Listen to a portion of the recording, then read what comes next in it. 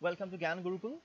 Today we will learn about how a producer attains his equilibrium position. Right? How a producer attains his equilibrium position in the production process.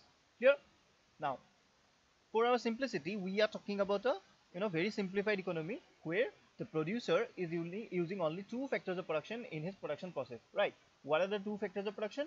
They are, one is capital denoted by K, okay, and the other one is labor. Right? There are only two factors of production. What are they? One is capital, the other one is labor. Right?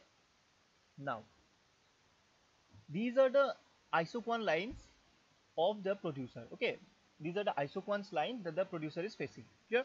Now, a isoquant line is showing, or a isoquant curve is showing the producer various different levels of labor and capital, or different combinations of labor and capital, which will give him a particular level of output. Clear? Which will give him a particular level of output.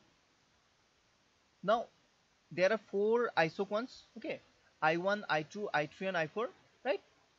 Now, higher the isoquant is, more output it is denoting. Okay, the higher the isoquant is, it is denoting a higher level of output. That means the level of output denoted by I2 is greater than the level of output denoted by I1. Here, similarly, the output denoted by I3, okay, or the output represented by I3 is more than I2. Similarly, I4 representing more output than I3.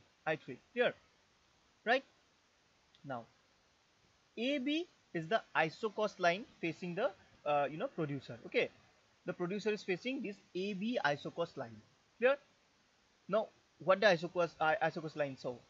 It shows all the combinations of both the factors of production that will cost the producer exactly same amount. Right? That will cost the producer exactly same amount. Suppose the amount is M. Okay, the total cost of the producer is M. Right? See, M is a constraint. Why constraint? Because the producer has a fixed amount of money at his disposal, right? He can only spend M amount of money in order to produce certain amount of the commodity. Here, this is denoted by his isocost line. That is, take any point on this line, say point A, or point this point, or say this point, or say this point, or any point throughout this line. It is representing a cost amounting to how much? Amounting to M. Remember, any point, take any point, it will denote a combination of labor and capital which will cost the producer exactly same amount, and that same amount is what? It is M. Okay, it is M.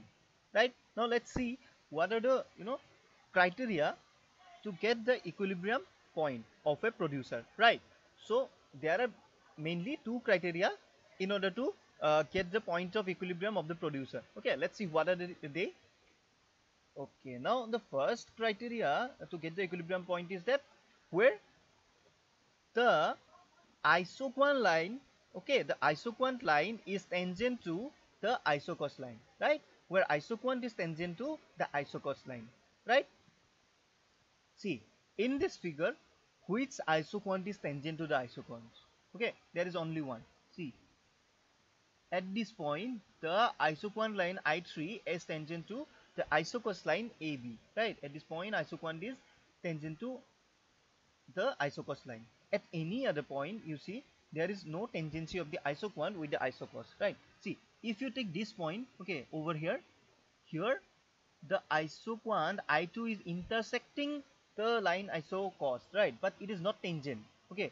It is intersecting, but it is not a tangent, okay? We need a tangent one, right? Where it just touches the isocost line, right? Now, if this happens, what we see? If we draw a straight line here, okay, in order to get the slope of this curve, okay, in order to get the slope of the isoquant line I3 at this point, if we draw a straight line, that would be similar with this line, okay, that would be similar with this AB line, right? Therefore, what it means? Therefore, it means that the slope of the isoquant at this point would be exactly similar to the slope of this line AB, right? Therefore, the slope of isoquant is equal to the slope of the isocost, right? Okay, the slope, okay, slope of which one? Slope of iso isoquant, right? Isoquant should be equal to the, you know, it should be equal to the slope of the isocos, right? I have write it as IC, that means isocos, and this one is isoquant, right? Isoquant. Let me write it as IQ. Okay, IQ means isoquant and IC means isocos, right? Therefore, the first point what we get, the first point is that at the point of the point where the producer attains his equilibrium point, the first condition is at that point the slope of isoquant should be exactly equal to the slope of isocos, right? The slope of isoquant should be equal to slope of isocos. Here, that is the first condition, and that can only be fulfilled where the isoquant line is tangent to the isocos line, right? Where the isoquant is tangent to the isocos line. Clear? In point of intersection, this is not possible. Clear? Okay. Now let's move to the second point, right? The second point says that at the point of tangency, right? At the point of tangency, isoquant should be convex to the origin. Okay, isoquant should be convex, right? It must be convex to the origin, right? So sometimes what may happen, in some cases you may got iso isoquants like this. Okay, like this, say, okay, this one, right? This one, it has touched the, touch the isocos line at point this. Okay, see, at this point, right? It is fulfilling the first condition. What is the first condition? The first condition was the slope of isoquant should be equal to the slope of isocos, right? It is fulfilling this condition, right? But if you look at the second condition, that the isoquant must be convex to the origin at that point, this second condition is not fulfilled by this line, right? By this isoquant, this new one, the new isoquant is not fulfilling the second criteria, because this new isoquant is concave to the origin, right? It is concave. See, if you draw a curve like this, it is concave, and if you draw like this, it is convex, right? So in this case, we see the isoquant is concave to the origin. It is not a convex one, right? That is why the second curve, okay, this new curve, it could not be a you know equilibrium point. It cannot lead to equilibrium point for the producer, right? So we get only one point where the producer is at equilibrium, and this point is this one. Okay, let me note this point as point E. Okay, at point E, both the two criteria, that is the slope of isoquant should be equal to isocos, is fulfilled. Clear? And the second criteria, that isoquant should be convex to the origin, that is also fulfilled at this point, right? So point E is the equilibrium point for the producer. Clear? So the producer will be produced at point E. How many amount of labor? It would use only L1 amount of labor, and it would use K1 amount of capital, right? It will use K1 amount of capital and L1 amount of labor and produce at point E, right? See why this is so. If we take another point, say this point, you see, if it produce at this point, let's note this point as point, say point, let me denote it as point C. Okay, this is point C. Okay, now see, this point is also in the isocos line, that is, it is within a limit of the cost of the, that is the budget constraint of the producer. Okay, it will also cost them the same, that is m amount of money, right? But here the producer will be at the isoquant which is I2, and I2 is lower than the isoquant I3, right? It is in the isoquant I2 which is less than the isoquant I3, meaning that the amount of production at this point would be less than the amount of production which should be at this point E, right? At this point E, with the combination of L1 and K1, the producer would be producing more amount of output than what he would have been at point C. Why? Because he was at the isoquant line I2 when he was at point C, and now at point E he was at a higher isoquant which is I3. Clear?